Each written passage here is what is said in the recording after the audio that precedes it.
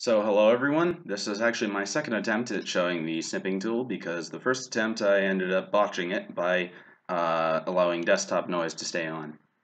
This is the snipping tool. It's a very small little program, something like 5 different buttons on here with a few menus. That's it. It's much more powerful than it looks. So without further ado, let's get started. I've opened up here a file manager. Let's put something up, maybe what's a good one?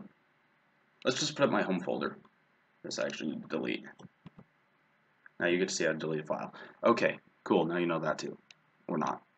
Doesn't matter. Anyhow, so snipping tool.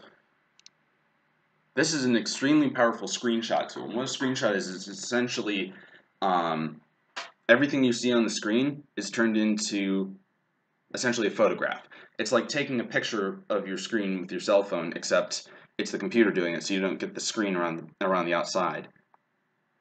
So to show you better, I can show you a full screen snip. This will take everything on the screen and put it into an image file. Bam. That's it. So it just turned that whole thing into a picture. You'll see these all over the internet. So whenever someone shows you a picture of a desktop like this, they usually did something like using the snipping tool. There are other tools available, but this one's extremely powerful and is included in most copies of Windows. So really, it's the best option at the moment. Once you've created a snip, as they call it, it's really a screenshot. That's what everyone else calls it, so I'm going to call it a screenshot. Once you've created a screenshot like this, you can also mark it up using the pen tool. For example, if I wanted a red pen, and I wanted to circle .local. It's a rather unusual folder. You usually don't see that on most systems, but I'm unusual, so I installed stuff which needs it. You can also highlight it, so if I wanted to highlight, let's say, OneDrive here, I just drag it over. It works like a highlighter on a piece of paper. It literally just turns things yellow. Yay, we all love highlighters. The advantage to doing it on the computer instead of printing it out first is the more times you go over it, it does not make the paper any weaker, flimsier, more washed out. It doesn't change the inking any. It just kind of adds yellow on top. So when you're done with any markups you've made, you can delete the whole markup by using the eraser tool. I haven't found something which can just take a piece out, which is a little disappointing, but you know, Microsoft Paint can do that, so we're not going to worry about that too much. So when you're done, you just use the eraser tool. You can get rid of annotations, or you can save them into the file. So if I wanted to circle pin to quick access here, and then put that into a file, I hit save. Let's set it as a JPEG. That's usually a good idea. I've used JPEG or PNG. Actually, PNG will give you better quality. So I'm going to put that in screenshots. There we go. Now when I look in pictures, screenshots, capture.png is the very same thing that we just captured, including markup, and not the markups I erased, which is an important distinction because really, you don't always want everything you mark up on the screen.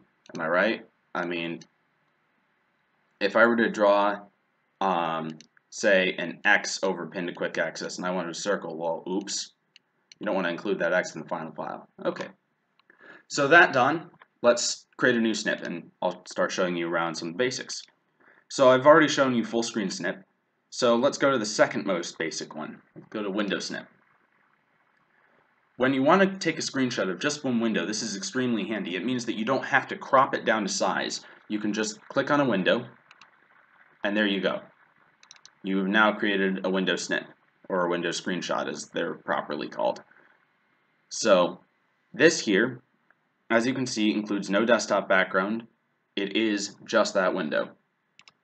Extremely handy when you're trying to show off a program you've written for computer science students. Another one of the useful tools is rectangular snip. This one's more powerful than any of the ones that I've shown you before because it allows you to specify explicitly what you want to select. So let's highlight an area around pin to quick access. There you go. Just that rectangular area is highlighted, and as you can see, none of the stuff I didn't select is in there. So you don't have to go back into Paint or something and crop the image later.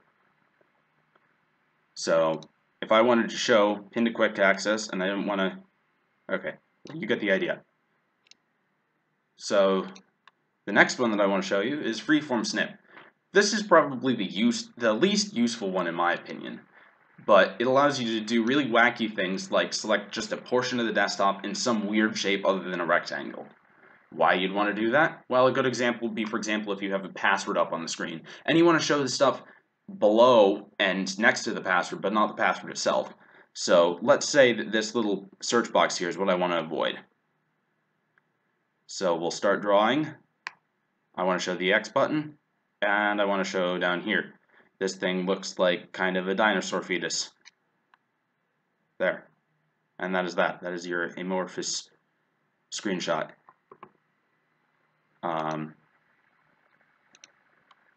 This also works in any part of the screen between applications and the like, but those are the basic functions of the new tool. Second tool I want to show is the delay tool. This allows you to tell the snipping tool that you want to create a screenshot after a certain amount of seconds. So for example, if I want to capture the whole desktop after 5 seconds, I select 5 seconds, full screen snip. So we'll give it 5 seconds so that I can do stuff like select some icons on here. There it goes. After 5 seconds, it creates the screenshot. It's a different window from when I first had the snipping tool open because I moved this window and selected some icons, and that's obviously reflected here in the screenshot that it's taken. Okay. Please come back up. There it goes. Now let's say you hit new, and you're like, well, I've changed my mind. I don't want to do a screen capture. I want to do a different type. I'm not sure how useful this is because you could just use the menu and select a different type or close the window, but you can also hit cancel. And that will cancel any pending operations, so you can move windows, you can do all sorts of stuff that you do in Windows in order to make things work. So if for whatever reason you decide to cancel it, that is how you do it. That also includes an options panel, which will allow you to select the type of selection ink and whether you want to show that after the capture has been taken. I'm not sure the usefulness of this, but there it is.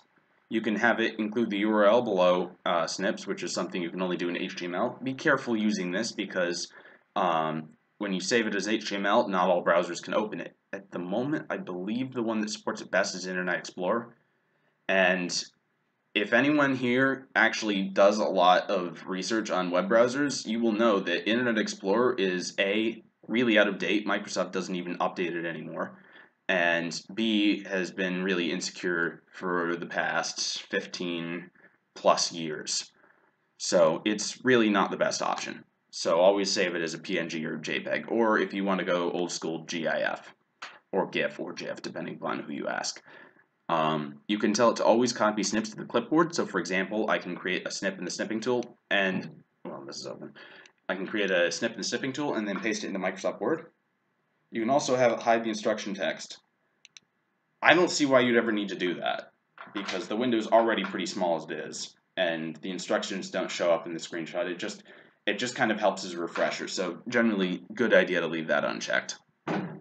Prompt to save snips before exiting. If you noticed, when I created a screenshot and then I hit the X button, it asked me whether I wanted to save it first. That's what that is. That's all it is. And then show screen overlay when the snipping tool is active. That essentially just, I think that means when you're working with a window and you hit and you click on the window, it will show you the grayed out area where the window isn't. So, for example, I'm going to leave it on because I like it. If I were to create a window snip, it would show me the area outside of this window, assuming it, there it goes. It would show me this gray area over here as gray when I highlight that window. It will show that as an overlay. And there we go. Those are the basic functions of the snipping tool. It's actually quite a lot more powerful than I had originally thought it would be.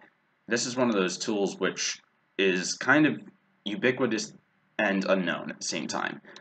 Everyone uses it and no one knows about it. It's included in just about every copy of Windows and so therefore is free for most people. I'm not sure whether XP or Vista have it, but I know for a fact that 7, 8, 8.1, and 10 all have the snipping tool, and it is all the same thing. Even the icons have not changed. If you notice the little clock icon here, looks like it comes straight out of Windows 7, and I am using Windows 10. So that is a really unchanging tool.